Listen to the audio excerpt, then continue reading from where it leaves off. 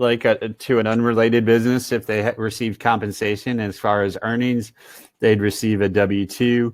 And just like if I invested in GE and they paid me out dividends, they should receive a 1099 DIV from that business as well.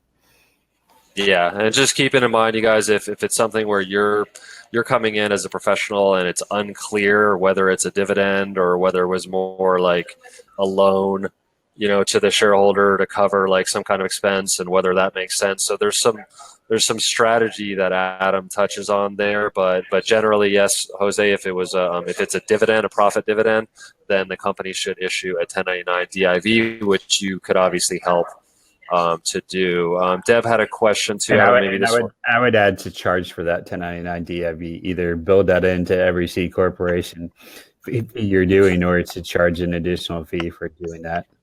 Yeah, absolutely, and you're gonna have to put in consult. You're gonna want to put in consulting on, hey, is that the right way to handle it, or even maybe you get into, is this the right entity type? So there's once those 1099 DIVs are being issued, your expertise is going to be even more valuable